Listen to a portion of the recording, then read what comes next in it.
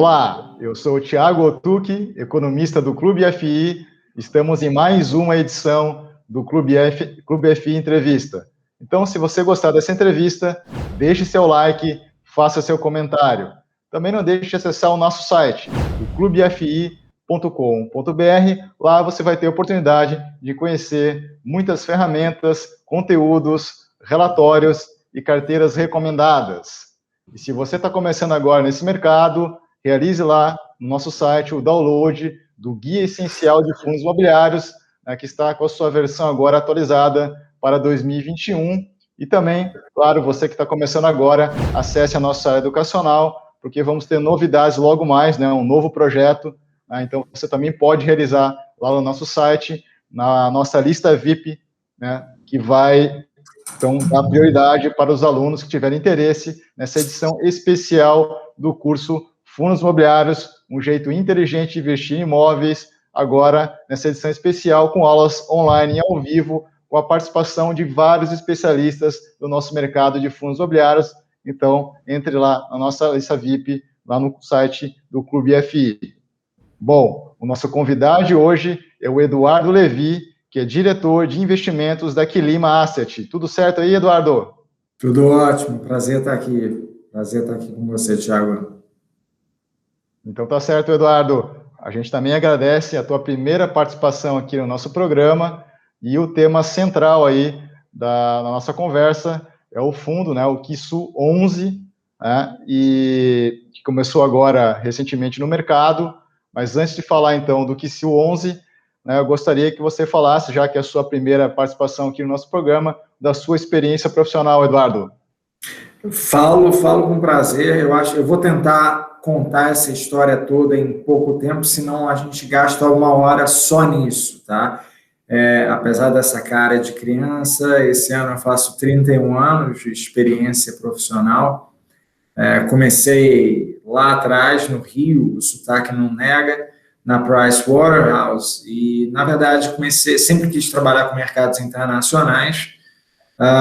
Um pouco depois, um ano e meio depois, então eu me juntei ao que, na época, eu não sabia, na época antes da internet, veio a ser o grande banco de investimentos dos anos 90, o Banco Garantia, que fez uma escola enorme, fez uma história maravilhosa, e eu estava lá no olho do furacão. Foram 11 anos de garantia, boa parte desse tempo tocando a tesouraria internacional do banco. E quando ele foi vendido para o Credit Suisse, eu assumi a carteira de crédito internacional na América Latina. Em 2002, eu fui para os Estados Unidos fazer um mestrado, aí numa área nada correlata, produção de cinema, no meu sabático. Mas foram outros 11 anos. Depois do meu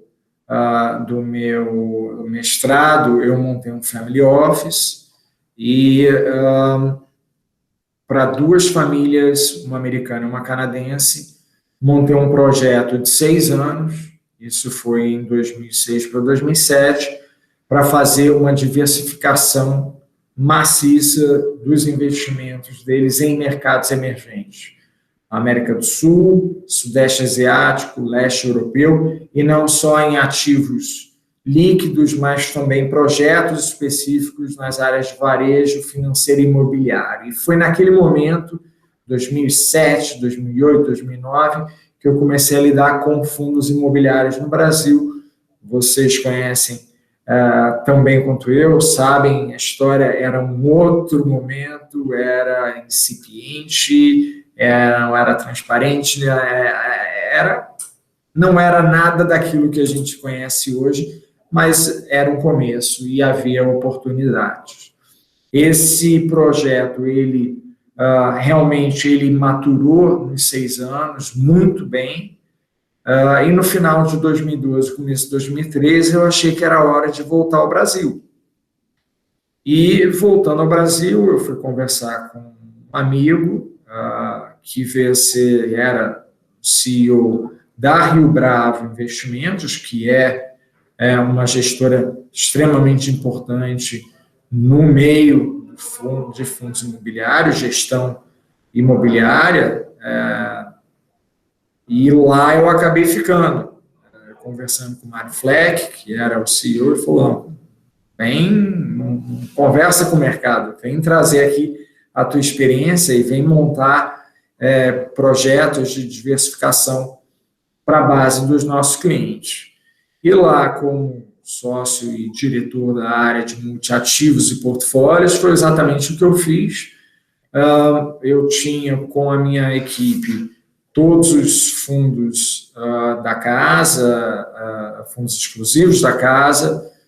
Nós criamos os portfólios de Rio Bravo, que diversificavam o investimento de dezenas, centenas de investidores, e dentro desse universo eu tinha o fundo de fundos imobiliários da Rio Bravo, o Caixa Rio Bravo, que durante o período sob nossa gestão, ano após ano, foi o fundo de melhor rentabilidade do mercado brasileiro, no momento em que havia 4, 5 fundos de fundos no mercado, mas, de qualquer maneira, foram anos muito positivos, e, além disso, 220 carteiras carteiras administradas de fundos imobiliários, tá?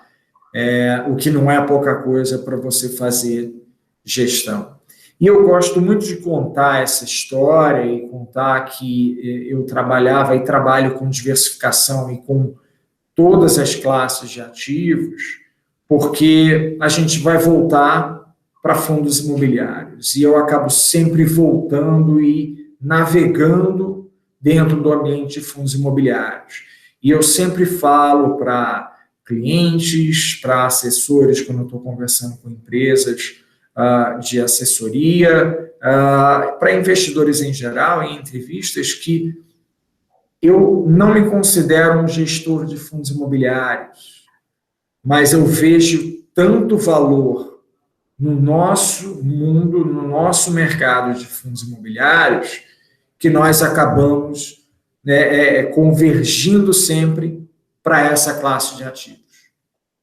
Isso foi o caso quando eu deixei a Rio Bravo, depois de 5 anos, e me associei a Monte Bravo, aí é uma coincidência de nomes, Monte Bravo Investimentos, que é hoje a maior empresa de assessoria de investimentos no Brasil, para que nós montássemos uma gestora, que virou exatamente a Quilima Gestão de Recursos. Então, é uma gestora independente, tanto da Monte Bravo como da XP, então eu não tenho uma ligação direta e obrigatória, eu tenho sócios em comum, obviamente que eu tenho uma parceria importante com a Monte Bravo, mas nós somos independentes, eu tenho clientes de vários escritórios, obviamente,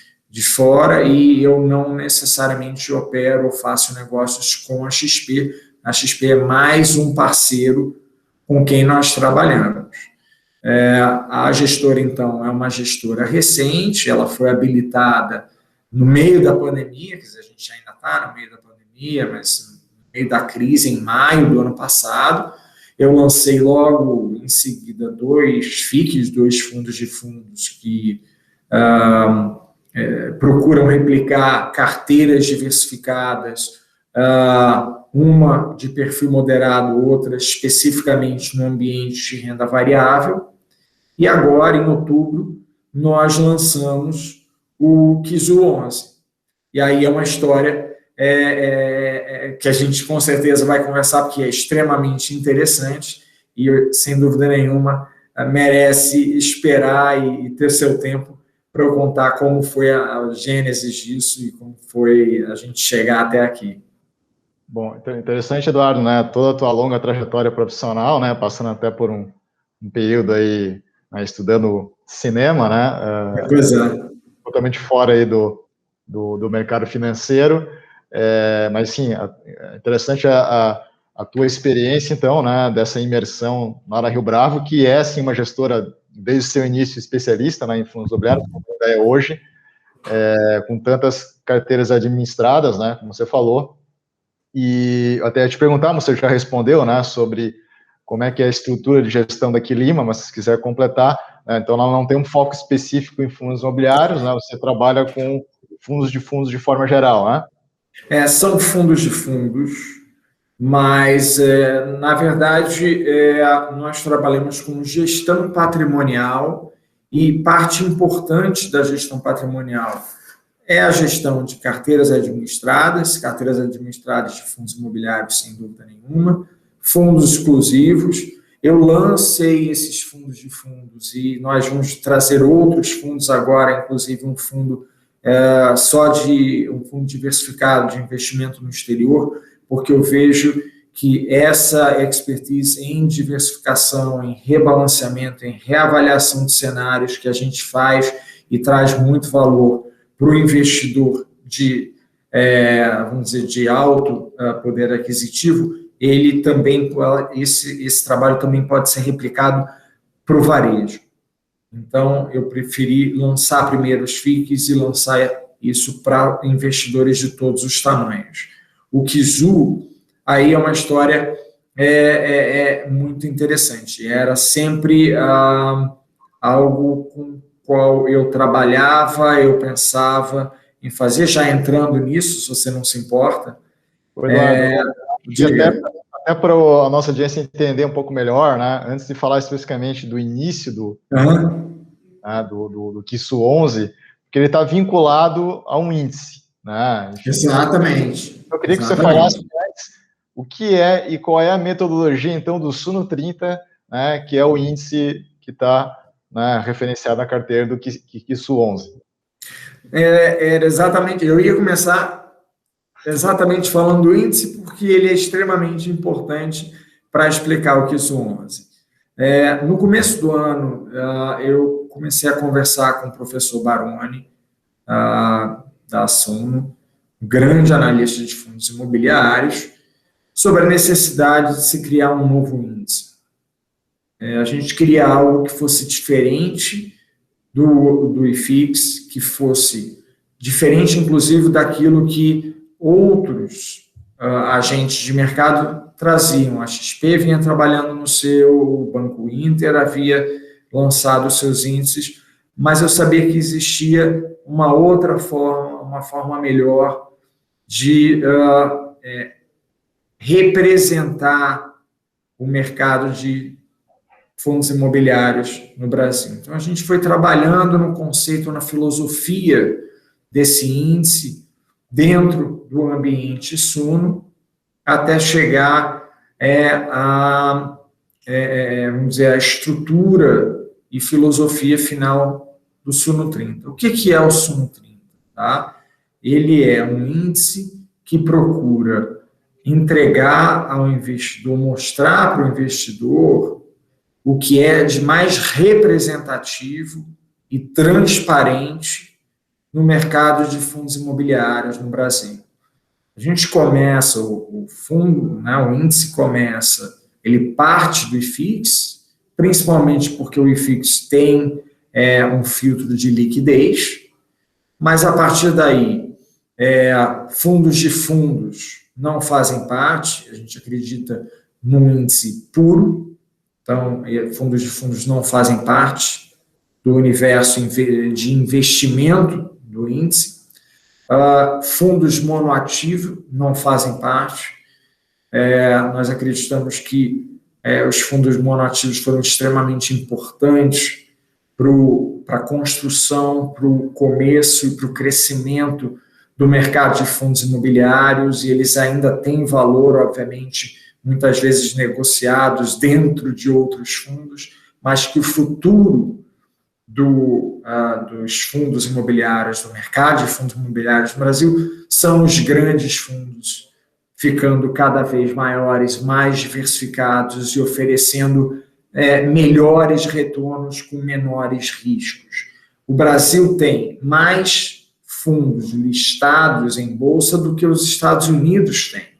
Só que o maior fundo listado nos Estados Unidos tem 3 a 4 vezes o tamanho de todo o mercado brasileiro. Então, aqui a gente precisa crescer de uma maneira diferente e, finalmente, ao longo dos últimos 2 anos e meio, isso vem acontecendo. É claro, novas emissões vêm acontecendo, emissões grandes. Eu acho que novas estratégias fazem parte disso, mas os grandes fundos vêm ficando maiores. Então, passando por esses filtros, e o último deles é o filtro de distribuição de dividendos. O fundo tem que ter distribuído algum dividendo nos últimos 12 meses.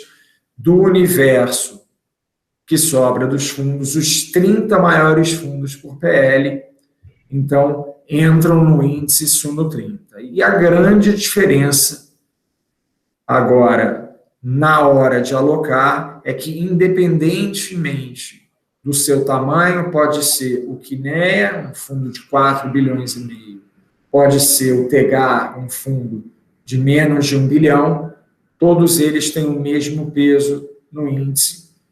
É o chamado beta estratégico, é a descorrelação para o resto do mercado, todos eles têm 3,33% da carteira do fundo. Tá? Então, você tem aí já um índice que se diferencia muito do IFIX e dos outros índices que existem em mercado.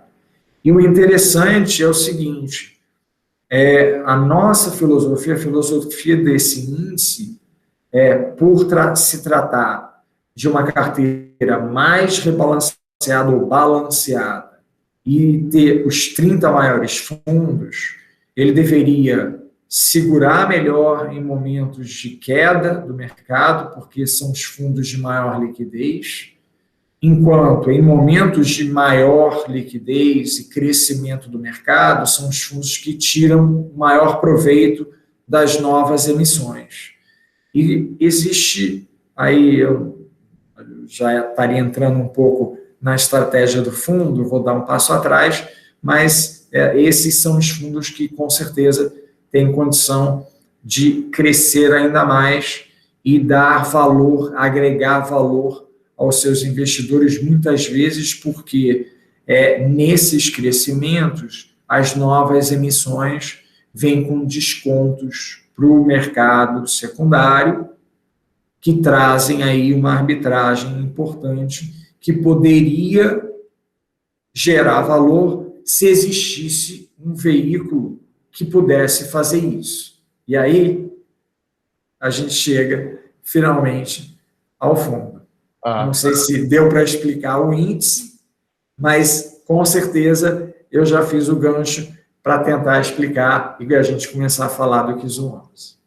Sim, não, com certeza, Eduardo. Então, também queria deixar aqui um abraço aí para o professor Baroni, né? Enfim, como você falou, uma grande referência no nosso mercado de fundos imobiliários. Então, até para quem tiver interesse, ano passado eu conversei com ele aqui no programa de entrevista, ele fez um programa específico também para poder explicar o que é a metodologia aí do Suno 30, que acabou, claro, dando origem também ao Quilima FOF Suno 30, né? Código KISU 11, que daí é uma questão que sempre surge uma dúvida do que eu vejo até no nosso fórum, enfim, em outros locais, a ideia de que o que é o KISU 30? Ele não é um ETF, ele é um FOF, mas não tem uma gestão, não tem uma gestão ativa, então ele é um FOF de uma gestão passiva? Vamos lá. Eu opero ETFs há muitos anos, né? Desde os Estados Unidos já gostava de trabalhar com ETF.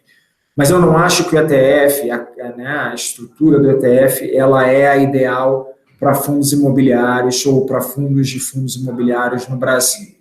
Tá? O investidor brasileiro, ele tem uma tendência de gostar de dividendos. E o dividendo tem um valor muito grande quando você tem a isenção tributária que hoje a pessoa física recebe.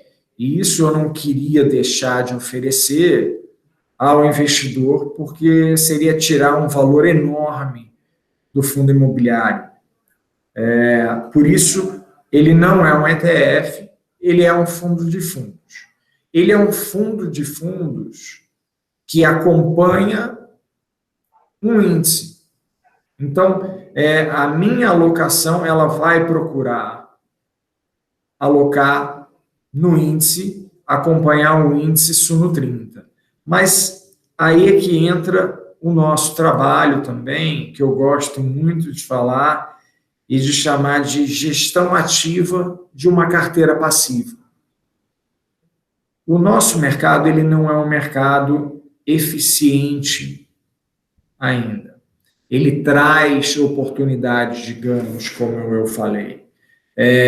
Novas emissões de fundos já existentes, vindo com descontos para o mercado secundário, emissões ou fundos que em momentos de maior pressão talvez operem com um desconto muito elevado para o seu valor patrimonial, ou talvez que operem com um prêmio muito elevado para o seu valor patrimonial, e dentro desse ambiente e seguindo o índice Suno 30, trabalhando com o universo dos 30 fundos que fazem parte do Suno 30, nós procuramos gerar valor também através de gestão ativa, achando essas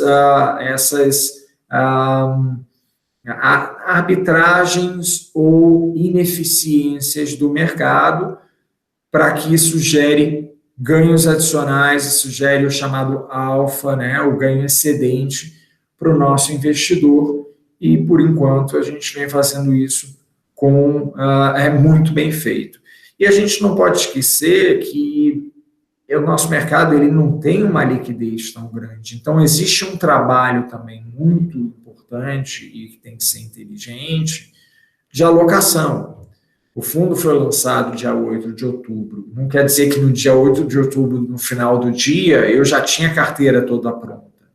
Mas há maneiras de você montar o fundo, há maneiras de você comprar e você arbitrar deságios e ágios em relação ao valor inicial que te trazem valor ao longo do tempo. Nós conseguimos montar inicialmente o fundo até com desconto para o valor inicial, lá do dia 8 de outubro, e a gente não pode esquecer o seguinte: o índice Suno 30 ele é rebalanceado trimestralmente.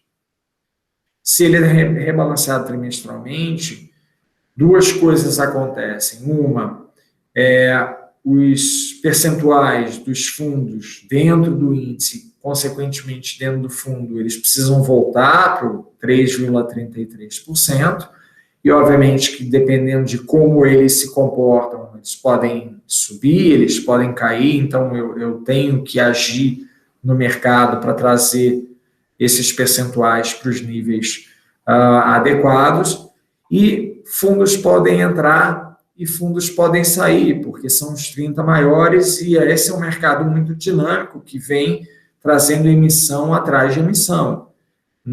Desde o lançamento do fundo do índice, em junho, já houve 2 reavaliações da carteira, 2 rebalanceamentos. No primeiro, houve troca de 5 fundos.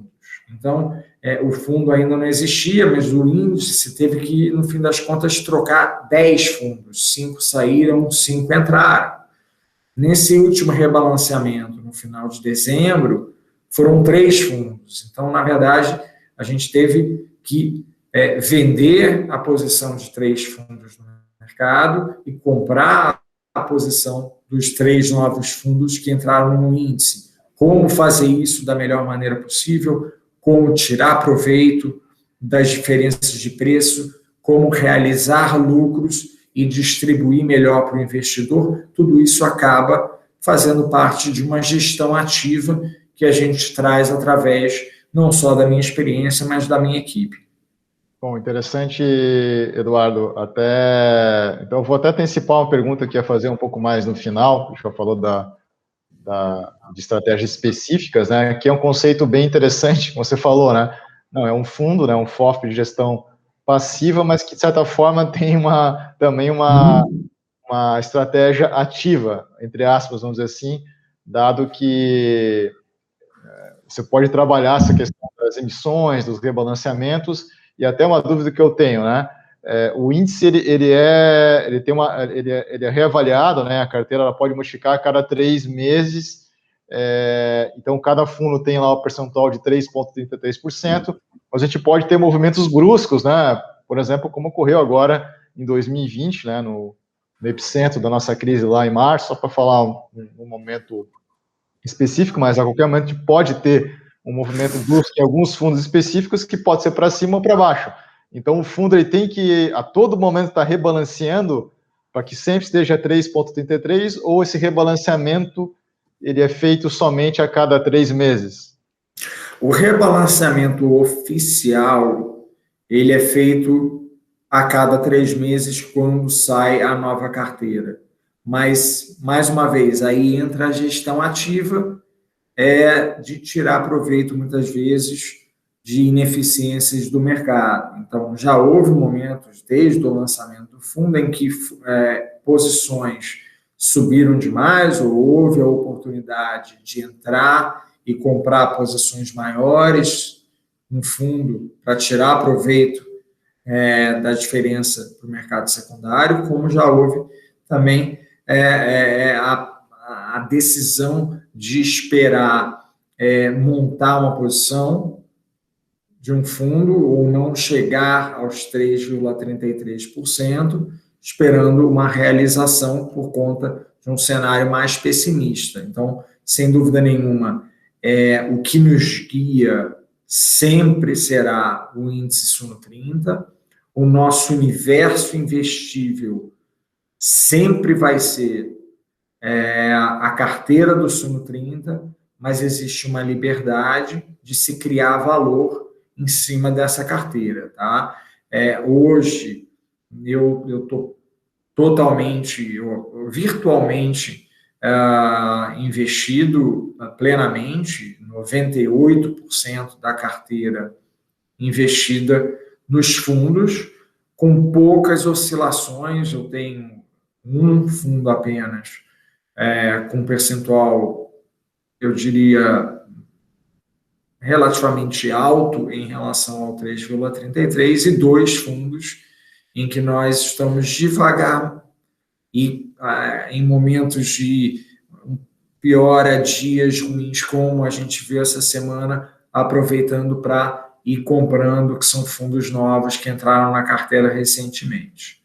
Mas, de qualquer maneira, todo esse trabalho que a gente vem fazendo e as oportunidades que já apareceram ao longo desses poucos meses já mostraram um resultado muito importante, eu acho que muito significativo para o fundo.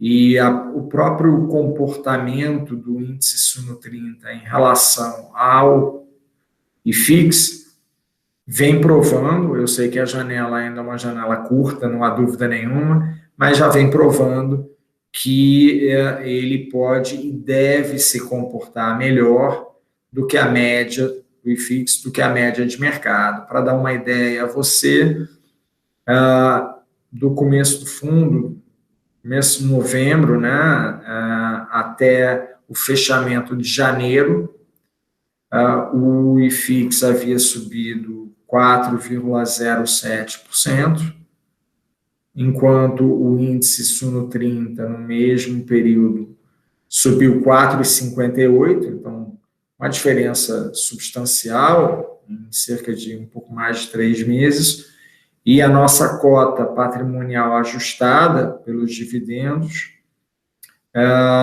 bateu 5,86%.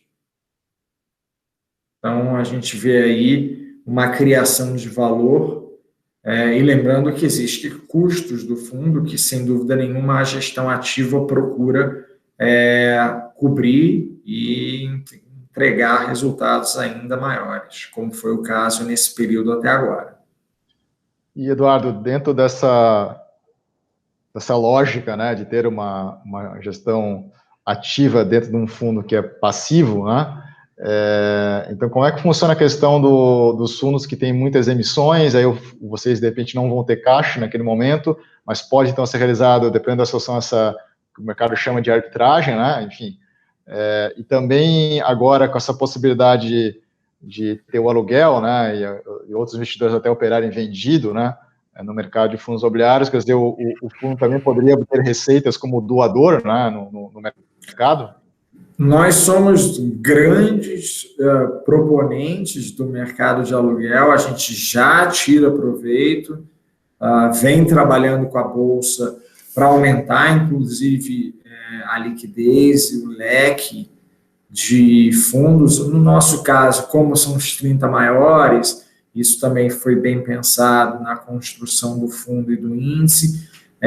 Hoje, eu acho que a Bolsa tem 52 fundos, se não me engano, autorizados a operar no mercado de aluguéis.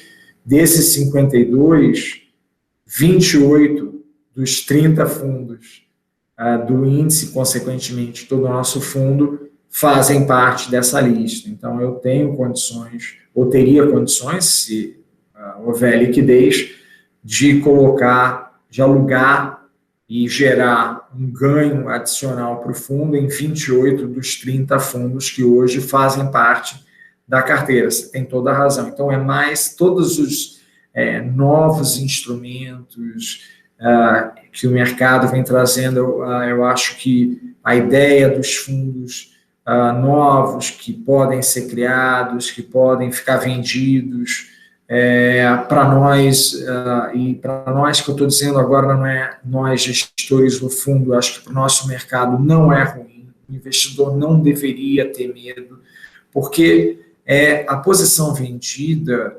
ela, no momento, o investidor ele pensa que isso obrigatoriamente vai fazer com que uma cota caia e haja uma venda muito grande. E a gente, como gestor, vê isso diferente, vê isso como mais um instrumento que traz eficiência para o mercado.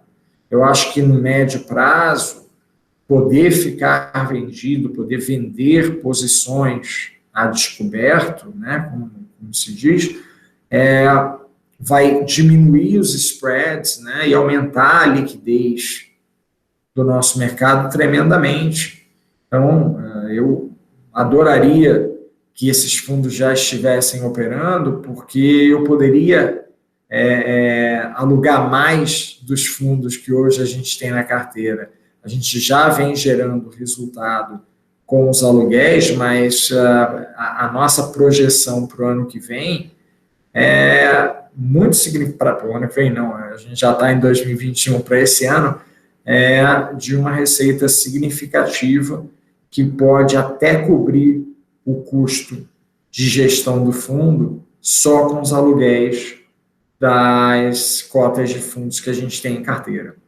Bom, interessante, Eduardo. Então, para um fundo como o de vocês, né, essa questão da possibilidade do aluguel, né, principalmente como doador, acho que é uma grande vantagem. E tem um aspecto importante, Eduardo, que eu queria que você respondesse. Como é que surgiu o projeto do Quisu 11, né? Enfim, falando um pouco da história, né? Porque tem uma relação, obviamente, com a Suno, e queria que você também explicasse para a audiência e para os investidores, de forma geral, qual é a relação entre a Quilima, Asset e a Suno, né? Até para que não exista aí um possível choque de conflito, dado que a Suno claro. é uma instituição, né? Muito claro, você tem toda a razão. Em primeiro lugar, eu quero até...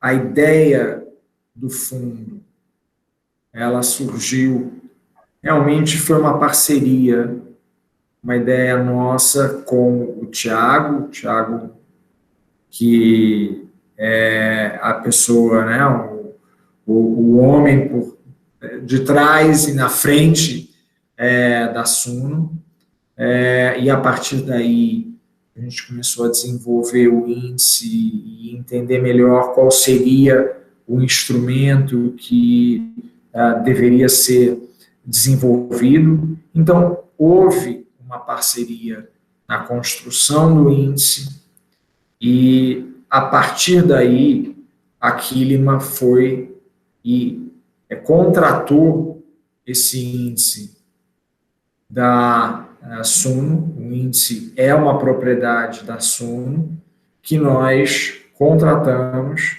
pelos próximos 10 anos, 20 anos até. E o fundo, ele é totalmente independente da Suno. Isso é extremamente importante a gente falar.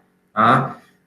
Existe, obviamente, e houve uma parceria na construção desse projeto, mas a Suno não tem nenhuma ingerência ou participação na gestão do fundo. Mas, sem dúvida nenhuma, é uma defensora do Thiago, um grande fã e defensor da nossa estratégia, porque a gente sabe que é uma estratégia muito boa e muito interessante para grande parte dos investidores no Brasil. E isso é algo que eu acho que, se você não perguntou para o Baroni quando fez o programa, eu respondo agora, é algo que eu, quando converso com ele, é uma grande preocupação do Baroni. Assim que o índice ficou pronto, o Baroni se distanciou completamente do que a gente estava fazendo, nem sabia o que e como a gente estava montando o fundo e não participa ou sabe o que a gente está fazendo, porque a gente quer exatamente evitar isso, tá? Evitar qualquer preocupação com o conflito de interesse. Ele não vai, inclusive, fazer recomendação alguma de compra ou venda desse fundo, não há dúvida nenhuma, mas não tem como não dizer que esse trabalho foi um trabalho muito bem feito, tanto é que, não sei se era uma das suas perguntas, mas eu fico muito contente de dizer, nós lançamos o fundo no dia 8 de outubro, um fundo através de uma 476, uma emissão relativamente pequena, mas que teve participação grande de investidores, pessoa física e institucionais, que viam valor nisso e entraram com cerca de 20% a 25% da emissão. O fundo não pôde ser negociado durante cerca de 3 meses, então o primeiro dia de negociação do fundo foi no dia 15 de janeiro, tem um pouco mais de um mês.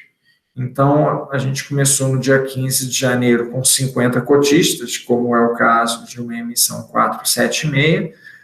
A cota foi emitida a 100.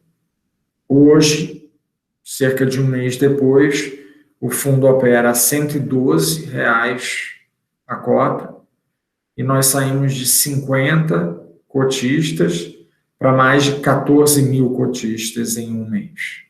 Bom, interessante, Eduardo. Então, esse aspecto acho que é importante de ressaltar, né, que a Suno ela é proprietária do índice, então vocês pagam um royalty, né, porque não haveria sentido, a Suno não poderia ser sócia de uma gestora que tivesse... Exatamente. E vocês também não poderiam ser gestores e responsáveis pelo próprio índice, né? Enfim. Perfeitamente.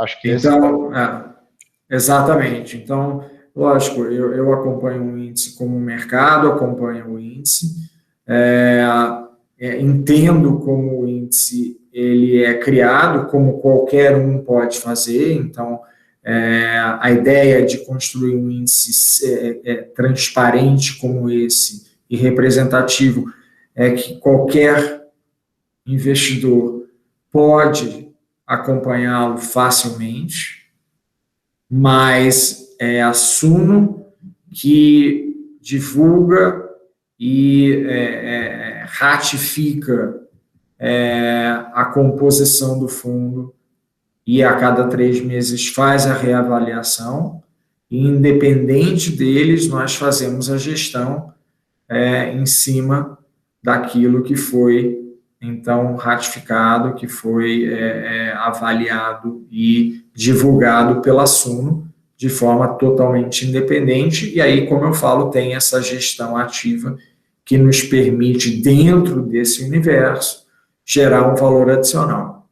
Certo. Eduardo, tem uma questão importante, né, que desde que eu estou trabalhando ativamente com fundos imobiliários, já desde 2017, sempre tem essa crítica por parte dos investidores de fundos imobiliários, principalmente, que criticam a alocação, por exemplo, até em FOFs de gestão ativa. Ah, não faz sentido porque eu posso comprar os próprios fundos, né, na minha carteira. Tem alguns que, né, os mais defensores dessa ideia, né, dizendo, não, nem faz sentido nem comprar um FOF, né, muito menos, de repente, um fundo com um FOF que teria uma gestão passiva, né? Então, gostaria que você respondesse qual que é o perfil, então, adequado para o investidor como um fundo, o QISU 11? Na verdade, o QISU 11, ele atende diversos perfis. Há momentos no mercado em que é muito difícil você escolher ou entender onde existe valor. A gente está passando por um momento como esse. É muito difícil precificar como cada setor vai se comportar muitas vezes. Então, é difícil você dizer se os prêmios estão corretos ou não estão, se os fundos estão descontados ou não.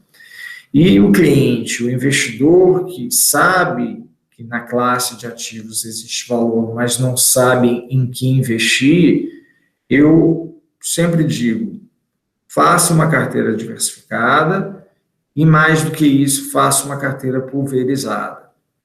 O índice Suno 30 e, consequentemente, o nosso fundo, independente da gestão ativa que a gente faz, que é adicional e eu diria que ela é marginal também em relação ao tamanho do fundo, tamanho do índice,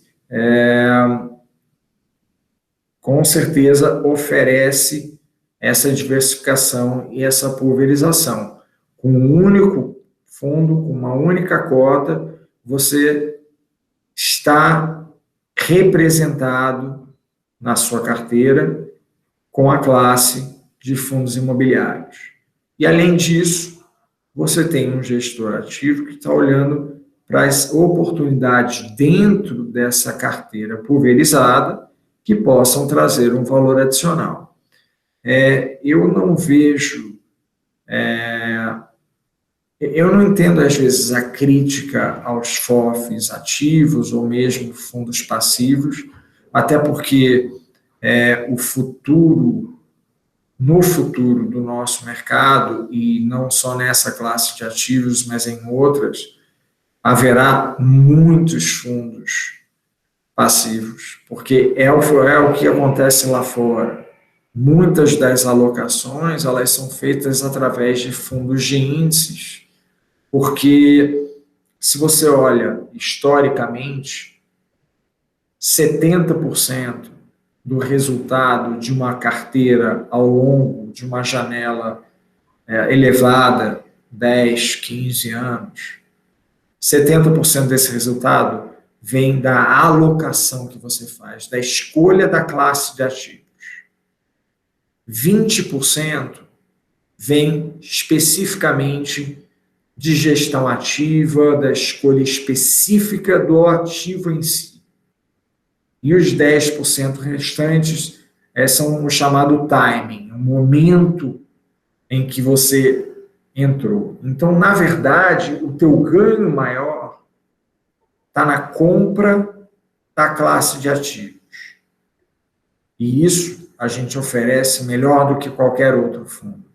E ainda procura entregar um pouco dos outros 20% que são da gestão ativa, que também podem fazer uma diferença grande, ainda mais no mercado que ainda é um mercado pequeno, em crescimento e portanto, ainda ineficiente, que traz vantagens para o investidor que muitas vezes não consegue sozinho acompanhar tudo que acontece e tirar proveito de tudo isso. Sim, não tenha dúvida, né? Como você falou, lá fora, né, o mercado de ETFs, por exemplo, é gigantesco, né? E aqui no Brasil, acho que está acontecendo. Eu estou, no caso pessoal, como investidor, né? Está começando realmente a querer diversificar em muitas classes. Chega um momento que você não tem mais tempo, né? Para você acompanhar, escolher cada ativo, né? Porque eu quero ter ações, mas as ações têm... eu quero ter small caps, eu quero ter dividendos, eu quero ter commodities, daí tem fundo imobiliário aí que também tem vários segmentos diferentes. Aí tem os investimentos agora que você pode fazer, por exemplo, via BDRs, né, que está extremamente acessível. Aí, como é que eu vou estudar o mercado americano de empresas lá fora? Fundos de investimento em participações. Daqui a pouco vai ter o acesso também até o público de varejo, eventualmente private equity, né? Enfim, e a coisa começa a ficar mais complicado você ter condições de estar acompanhando tudo, e às vezes você quer ter uma posição pequena, então que faça sentido você ter um fundo de gestão passiva ou mesmo um ETF, né? Sem dúvida nenhuma. Eu acho que, e eu nem acho que o nosso fundo, ou um fundo de gestão passiva, ou um fundo passivo verdadeiramente, ele seja o único fundo da tua carteira, mas ele faz, talvez ele seja o chamado core, o centro dela. E muitas vezes o investidor, ainda mais o investidor brasileiro, ele de fundos imobiliários, no mercado onde existe muita informação em cada um dos fundos, ele gosta e tem preferências por um ou outro fundo. Na maioria das vezes, esse fundo ele já vai estar representado dentro da nossa carteira, mas é possível que não esteja. Então, ele vai povoando a sua carteira com outros fundos também, que podem trazer um ganho um pouco diferente, uma descorrelação, talvez um setor, um tamanho que ainda não façam parte do IFIX ou que não façam parte, obviamente, do índice SUNY, consequentemente, do QIS 11. Mas isso, eu acho que é saudável, e o começo da carteira de qualquer um é pensar em diversificá-la, e aí eu estou falando não só dentro da classe, mas entre classes de ativos, não só em fundos imobiliários, mas você tem valor em investimento internacional, isso traz proteção, você tem valor em renda fixa, você tem valor em renda variável, dentro dele você tem seus subsetores, como você mencionou. Então, escolher e poder fazer uma diversificação, e aí, em cada uma delas, no caso especificamente de fundos imobiliários, poder ter representatividade. E é exatamente o que a gente oferece. Certo, Eduardo.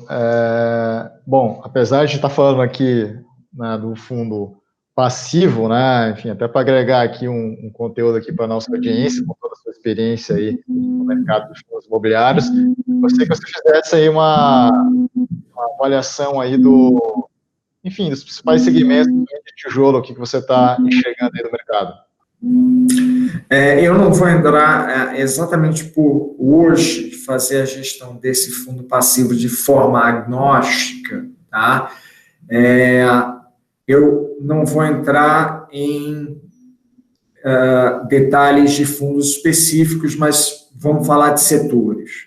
Continuo vendo valor nos fundos de papel, eles se mostraram muito resilientes e eles têm muito valor para uma carteira, e ainda mais dependendo do tipo de indexação que a carteira tenha, ele pode trazer ainda mais valor. A gente está passando por um momento em 2021 que vai ser muito interessante. Eu estava discutindo isso em comitê ainda há pouco, com relação à alta de juros ao longo desse ano.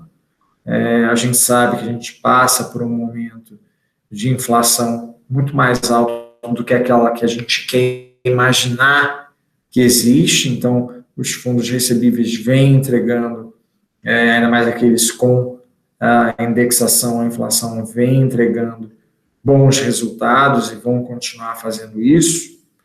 E eu vejo valor também, lógico, logística é um setor que tirou muito proveito da transformação econômica, não só no Brasil, mas lá fora, mas sempre olhando para o tipo de prêmio que você está pagando por isso.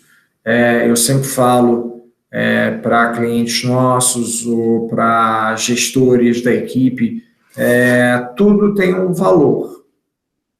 Não dá nem para dizer que eu não compraria um fundo de jeito nenhum.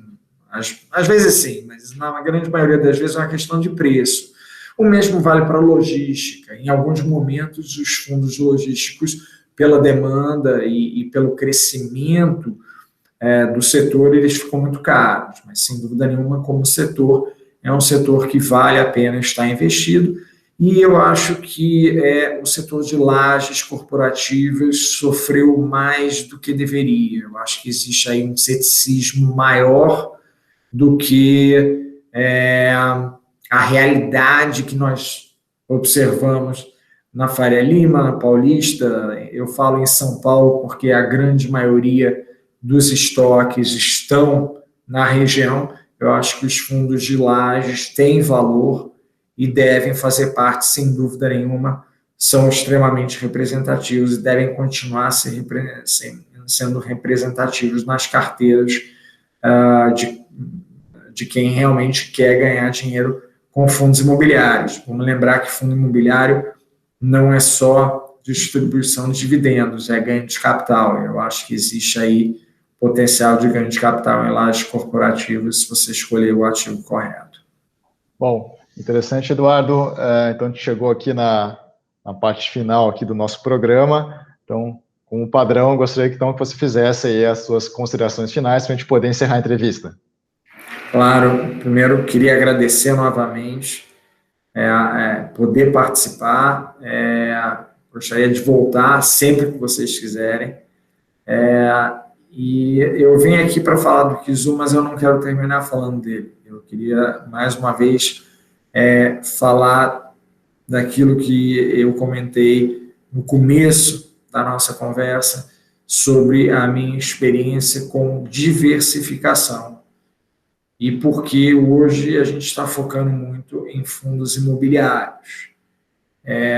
Porque mesmo olhando para uma carteira diversificada aí para todas as classes de ativos, eu vejo, e nós, sem dúvida nenhuma, acreditamos que existe muito valor e muito crescimento ainda para se observar no mercado de fundos imobiliários. A gente fez até uma brincadeira que não chega a ser uma brincadeira. No dia em que a Bolsa caiu 4,86, se não me engano, o IFIX cedeu 0,65. Então, a gente colocou nas redes sociais uma pergunta. A Bolsa IFIX, menos 0,65, e Ibovespa, menos 4,86. Em que classe de ativos você preferia estar alocado hoje? Então, é extremamente importante o investidor entender também que você não está comprando só resultado, você está comprando risco. E eu vejo menos risco para o retorno prometido, ou seja, ele tem um potencial de retorno maior para o risco que se está correndo, né, o fundo imobiliário, do que a maioria, ou talvez todas as outras classes de ativos no Brasil. Então, vale a pena continuar investido e olhando para as novas emissões, sem dúvida nenhuma, porque vem coisa nova, já que os fundos começam a poder ficar vendidos, você tem aluguel, eu acho que vem novas estratégias, novos setores, sem dúvida nenhuma, vão trazer uma diversificação ainda maior para que o investidor possa fazer isso tudo dentro do setor de fundos imobiliários. Bom, interessante, Eduardo. Então, com certeza, o conteúdo dessa entrevista foi excelente, tenho certeza que a nossa audiência vai gostar, né, todas as dúvidas em relação ao RISU 11, né, uma novidade aí no mercado, e, enfim, vamos ver se a gente consegue, então, conversar aí mais adiante, de repente até sobre outros temas. Então, obrigado novamente. Então, para você da nossa audiência também, um grande abraço e até o próximo programa. Até mais.